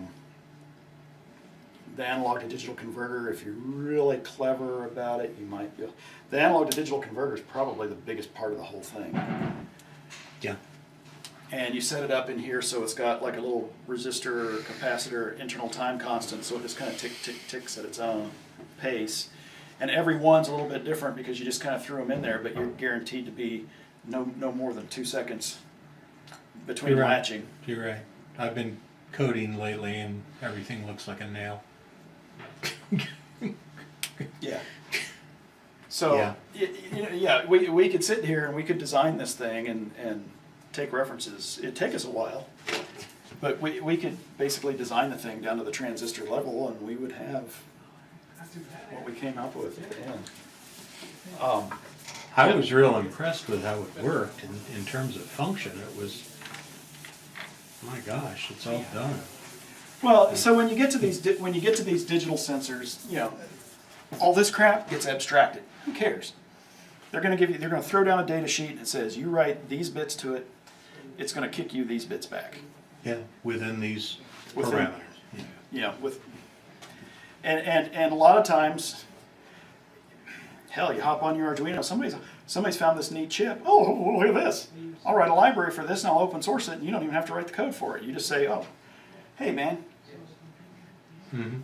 Yeah, I seriously, instantiate this library. This library goes and does what it needs to do, and it gives me the answer. And now all I ever saw was code. 2 days ago, I was using a different temperature sensor. I commented out one line, added a new one, and changed my sensor. Plugged into the same spot, got the same feeds, or power, ground, and signal. I will That bring. was it. I will someday bring in my temperature, my thermometer that I have at my desk at work. It has exactly that in the code. It has one line that has me using one of those BJTs, because that's what I normally use, with a dropper with a ballast resistor on it, and a certain set of constants where I dumped it in ice water and boiling water, and then it has something similar to one of these, a line for that. So depending on which one's in there, comment that line of code, uncomment. Everything else is exactly the same in the code. It just changes the calibrate. It might actually be 2 lines of code because it's got to change. One's positive coefficient, one's negative, I think. But it basically changes the. It's a linear curve, right? It's just a line. It's a point offset, slope offset type thing, and it changes the formula. This one's that formula. This one's this other formula. Use the one you want.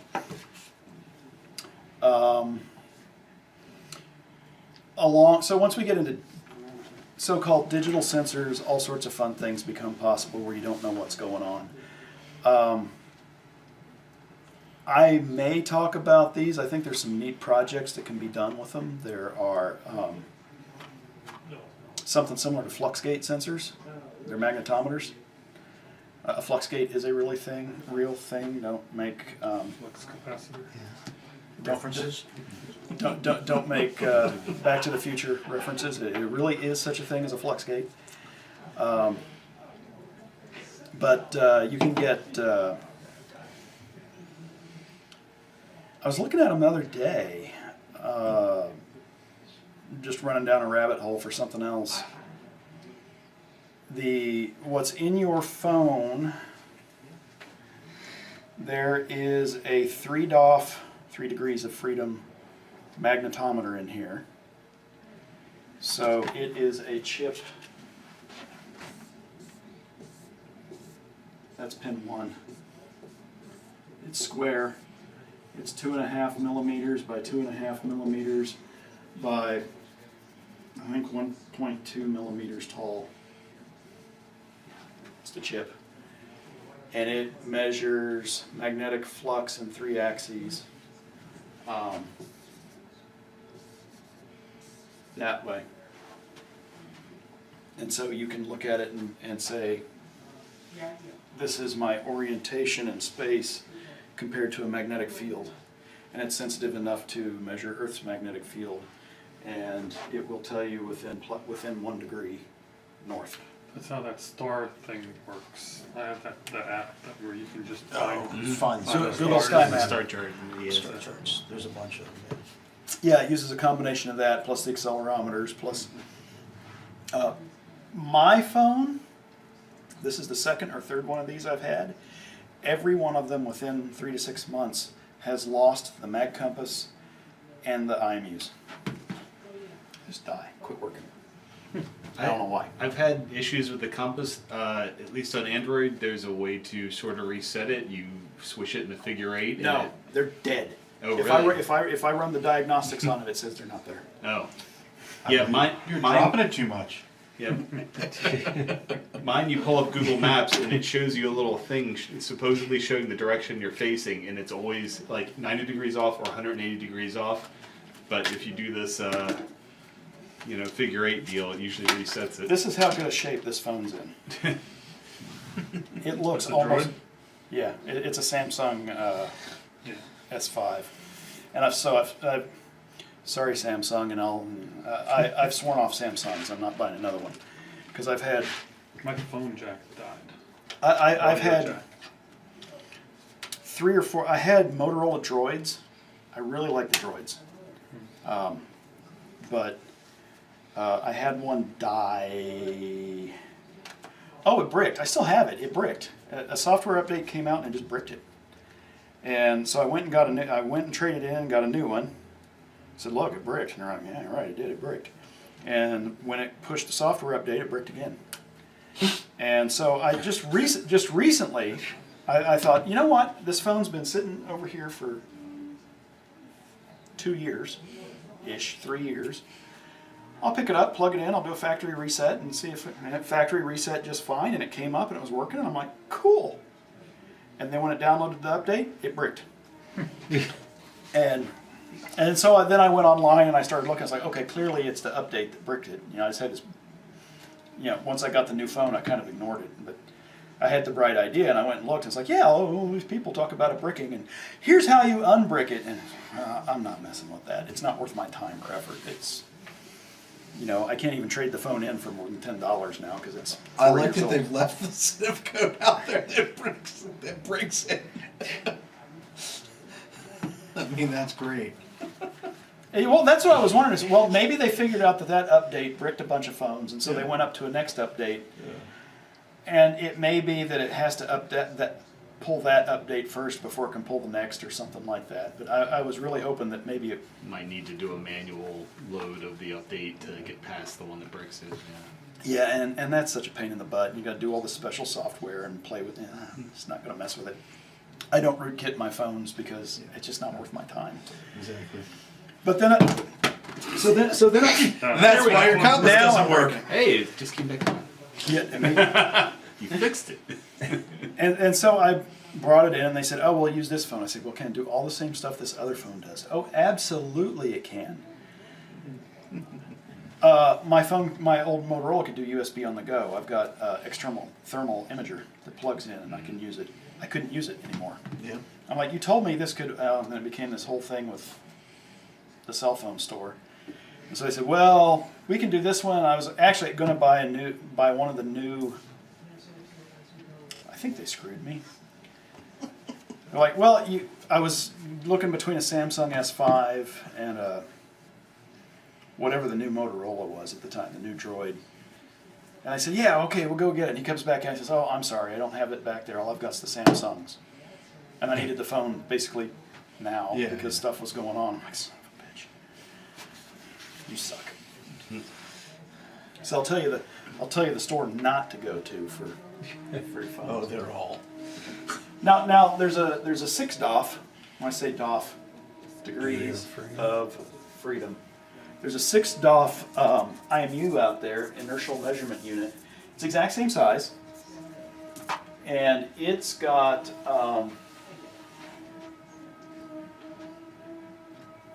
it has 3 MEMS equivalents of gyroscopes inside of it, and it's got 3 MEMS accelerometers. So it can tell you, with respect to a gravitational field, what its position is in space, and it can tell you the acceleration. So if you've got it sitting there spinning, it can tell you, it can give you constant updates of the accelerations and everything else. And those ones are... Attach it to a drill. I think it was 3,600 degrees per second, so no. Darn. I think that's what it was. Slow drill. But I looked them up. This Ceiling fan. Dead battery. this though. chip is I think this chip was $5, another one was $3 if you buy them by the 100. If you buy them by the one, they're closer to $10 each. If you buy them by the thousands, they get down to sub $1. So yeah, but they're all digital. You can get these ones, I know, that are analog, and they give you 3 analog outputs, and you ADC them separately. But these things, they all have, depending on certain things, you can upload constants to calibration constants to them. Oh, I notice this is going on here. I want to change the calibration on that and give me a little better. They also for the inclinometers, they can do G's, and you can change the range. It can do like a 0 to 2G or like a 0 to 20G type range, or maybe it's 20 to 200G. I don't remember, but it's all digital. Yeah, if you look on Adafruit or $15. SparkFun, you can find them on there. XL, Mag, Gyro, Temp. $15. Yeah, and you'll find a lot of these have a temperature sensor built in. Because to do all this other stuff, you have to have a temperature compensated current source. And you got to do all these readouts and ADCs anyway, so it's all there. One more transistor, and you've got temperature of that device. So it's not necessarily the real air temperature, it's whatever the temperature on the die is. Yeah.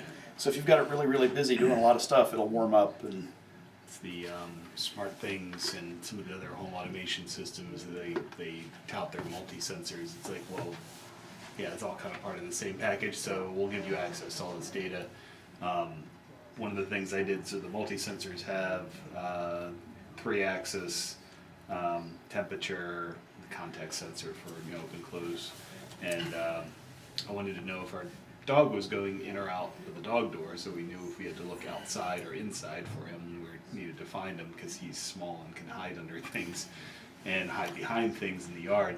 And everyone, for their dog door sensors, just used the contact sensor. And it's like, well, that tells you something went through the door, not which way. not what direction. It's like, you guys know there's a 3-axis in there that you can use.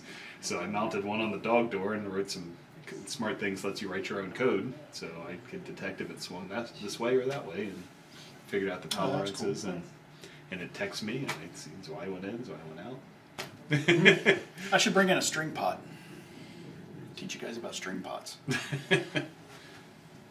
There's actually an encoders, optical encoder. Don't even have to be an optical encoder. It's a neat thing you can do. You can look at something and tell which way it's turning with just 2 outputs. And it's called quadrature encoding. But we can go into that some other time. I'll throw that on. So now it's been another hour of talking about this stuff, and I told you I'd let you go in an hour. So, but no, this is good because you wanted to ask questions, and that, as part of it, this is supposed to be 2-way. Yeah. It's not supposed to be just me coming out here Ranting. ranting. So maybe buffer in an hour for Q&A. Yeah. So here's the lightning round for you. When I thought about doing this dog door sensor thing, I wanted to make something purely homegrown, not tied to any system. I just wanted to make my own simple. It was going to be an exercise in learning circuits, and eventually I gave up and just went with the quick and dirty, I have this multi-sensor, why don't we just do that and write some software? But the thing I was curious about doing was using a flex sensor attached to the thing to detect whether it bent this way or this way. But the thing I didn't, I'll be honest, I didn't do a ton of research, so I'm sure this is one of those like 2-second Google things that I just hadn't stumbled across. But the flex sensors I saw, they're basically variable resistance. And I think I don't think you can tell which way they flex. I think you can. Can you? I think. I might be wrong. But regardless, the basis of a lot of sensors seems to be a change in resistance. Mm-hmm. So if I wanted to make something that used as, oh, and of course, as you pointed out with the other one, they can either be resistance increases or resistance decreases. If I wanted to make something resistance decreases, never mind, scratch that. If I wanted to make something as energy efficient as possible, I wanted to use a small battery, just the minimal thing, what would be the simplest circuit to do something that used as little power as possible but could detect the change in resistance?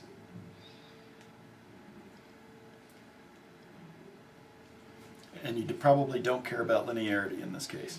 Probably not. 'Cause Well, for- assuming that this gets into the headroom problem, right? How much headroom do you have? If you're using a coin cell, those are what, 1.25 volts, 1.2 volts, something like that. So you're already at a 1.25 volt. How about just theory? It doesn't even have to be like specifics, but so I want to detect. Is the idea that there's current, but it's not going through because there's high resistance, and then when whatever triggers, the resistance lowers, and now all of a sudden current's going through. What if it's that part I kind of understand, but what Why if not just use a switch? Yeah, just a mercury switch would tell you. Well, mercury switches are hard to come by these days. Yeah. But you could do But if in the case of the flex sensor, I don't want to know on or off. I want to know possibly which direction and say, well, that might be if I have a sensor that changes resistance. Here's the first thing I think. Okay? You got a door. Mm-hmm. It's got a hinge. Mhm. It swings this way. Yeah? Okay. Well, it swings both ways in his case. Well, it will swing both ways. Okay. But Oh, I sorry, I couldn't see the drawing. Just as a generic thing, detecting change in resistance, whether it's increasing or decreasing from infinite resistance to less infinite, or I'm gonna turn Or- this way or have- zero resistance to some. with a hinge. Mhm. So this swings into or out of this. Mhm. And up here, I put a switch. And the switch that I would use has a little deal like this, and it has a lever like that. Mhm. So that as this comes, it will slowly go, click. And that way it's easier to adjust. And I will put one here and one here. Mhm. And when it goes this way, it'll click that one. Right. And I know it went this way. And then when it swings back, it might click that one. But I can look at it and know that if there's a dog going through there, he probably spent a half a second in there. Right. And when the sync came back, it just barely tapped it and flipped. Okay, so you're That uses zero power except when those come on. correct. And when Okay. they come on, they can be, Whatever you want. Right. and it Okay. can be huge resistance because you're going to suddenly see a voltage there. Okay, so you're solving the dog door problem. I'm curious about sensors in general. So if I'm working with a sensor, if I have a project that requires a sensor, and the options are whether it goes from nearly infinite resistance to less or no resistance to some. That seems to be the options for sensors. It Op depends. amp Okay. and- It depends. Right. But as a 10,000-foot view theory, what is a general way to detect, like, so if I'm running current and no current's getting through, and then some gets through, that I understand. I think it's the infinite, the no resistance to some that you Need an amplifier. Or you need something that acts as an amplifier. You can play a lot of games. like is the general theory that as the resistance increases that the electron flow chooses a different path because there's resistance there now. No, it goes No. the same way. What you get, it's this, You just detecting the change in voltage if it's a variable or current, Yeah. or current. or current. Well, okay. Okay, and what's This the is quick this and is what dirty way you've to got. do that? This Right. is what you've got right there. Right. It can wipe to this if I take my Variable resistor. output there and I make that ground, then I take something here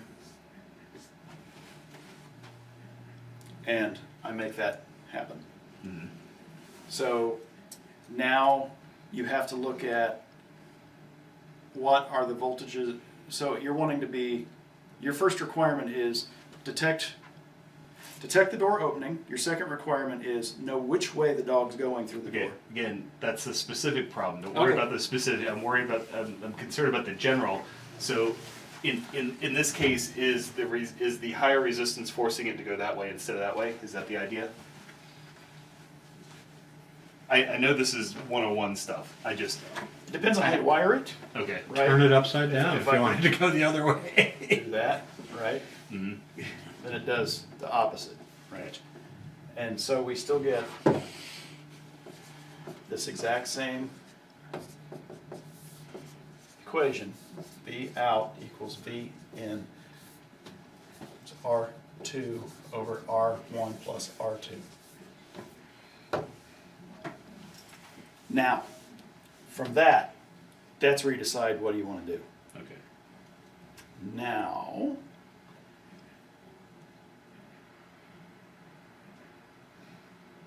if this can go to 0,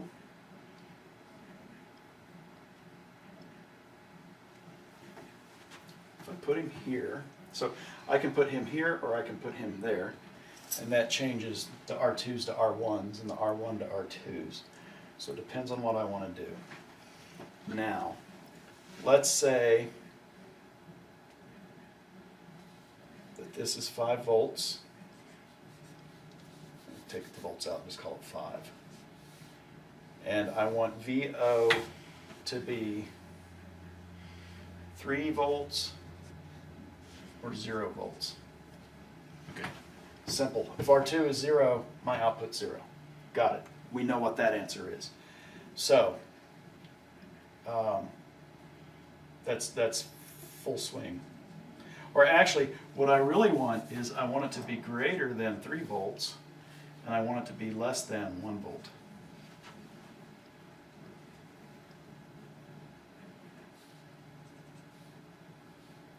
Less than 2 volts.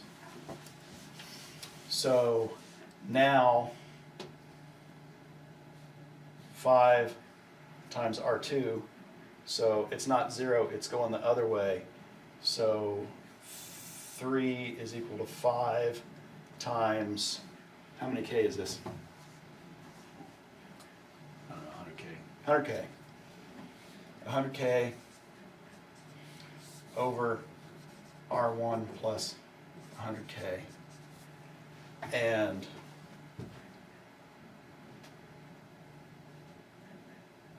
would really, actually, honestly,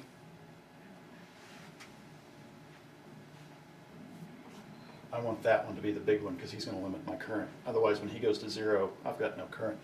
So let's go make him a 1K. 3/5 equals 1K over R1 plus 1K. R 3/5 R1 plus 3/5 K equals 1K. 3/5 R1 is equal 1 minus 3/5 is 2/5, right? 2/5 K. Multiply 5 times both sides. 3R is equal to 2K. R is equal to 2/3 of a K is equal to 600 ohms. If he's 600 ohms and he's, no, I'm sorry, I did it backwards. He's 1K and he's 600 ohms. Now, that says that when I'm fully up, if I'm at 5 volts up there, then my worst case is 1K and he's 0, right? So that means that I is always less than or equal to 5 milliamps. And if it's all the way up, that's 1600, so 5 over 1.6, about 2 milliamps-ish. Now I've got a circuit that'll give me this, a simple inverter that runs from 5 volts to ground is an amplifier. It has a switching curve, if it doesn't have hysteresis, that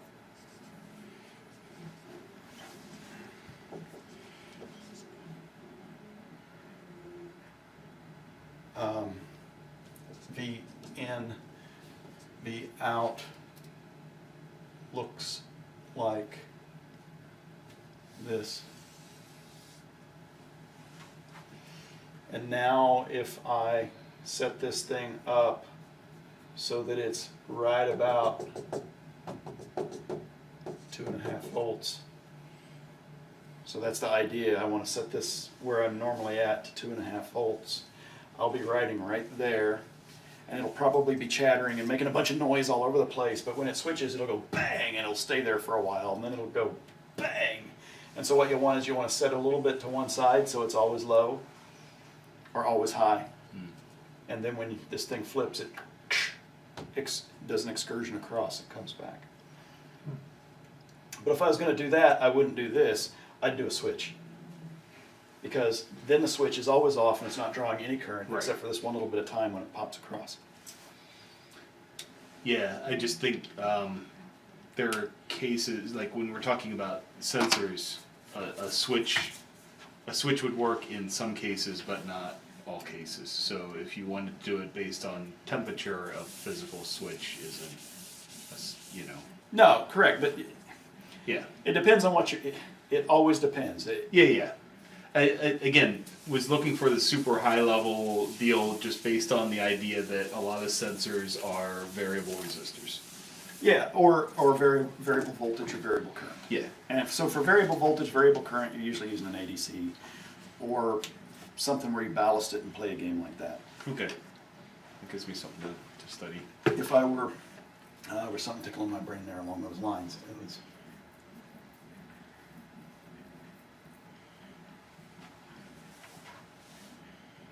Still trying to wrap my head around everything. Like, there's things I get and other things I don't get quite as intuitively. a string pot could get you there, or actually, without a string pot, with your, let's look at it from the end, your doggy door. Mm-hmm. If you hooked a pot right here Mm-hmm. on the pin, so as this door swings that way, you're turning It the pot one rotates. direction. Yeah. Turn it that way, it goes the other. You can tell which way the door's open. Yeah. I don't think that's an option for there, but yeah, I get the idea. I don't think the pin is accessible in a way that can turn a pot easily. You can take the pin. Could have a lever on the door that Well, you turn can the have pot the from pin, side. and you can bring a lever out on it. Yeah. And then you can have the pot sitting out here on the side, and this Right. thing can. Yeah, there's mechanical ways to get around that, but yeah. The problem is he's tiny, so this door, he's going through this much of it, so there's not much movement up here. So I mounted the sensor about midway, like there's little to no movement up there. Because the door is this big and he's this big. It's a flap. It's soft. It's not a hard door. right? It's soft. Yeah. Yeah, that's the other issue. Yeah. So I don't think there's any better way than the sensor that you used, given that it's a soft object. Yes. Motion sensor, take a picture and you can see which way he's facing. Butt nose. Just get And then Google to image tell me. recognition, ass or nose. Yeah. Well, except that you wanted to stay low power. That's where it gets. Yeah. That's where it gets interesting. I mean, what's your definition of low power? You could put an LED at about his shoulder height on either side of it and watch him go through. Yeah. and knowing which one hit first, you know which way he was going. Yeah. Well, except he'll walk up, put his nose on the door, start peeing before he goes out, stand there for a second, and then go. So there's all kinds of conditions Well, where he's that- gonna I drink think you have some other problems if that's the case. He's 14 years old. He's Okay. he does the best he can. So That's a completely different problem, putting a moisture sensor in it. yeah, I got one of those too since that's the laundry room. Got one of those on the Smart Things deal. But the fact that I could program my own thing to do something that wasn't being done was kind of fun. Excuse me. I like all the people I posted on the EEV blogs thing, just saying like, look, I'm learning electronics. I'm trying to figure this out. I'm thinking about a flex sensor or something. Blah blah blah. I want to learn the electronics part, and people were like, well, just put Bluetooth Low Energy tags up around. No. The problem is I want to learn electronics, not just put a bunch of Bluetooth Low Energy tags around and put a tag on his collar. No, that's not how I'm trying to solve this. I'm trying to learn something in the process. Well, there was your mistake. It's like, I can do that. I want to do it the way I don't know how to do it. Yeah, that's where we get in. We could, if you want to go there someday, we could turn this class over to FPGAs too. Oh, yeah, there's a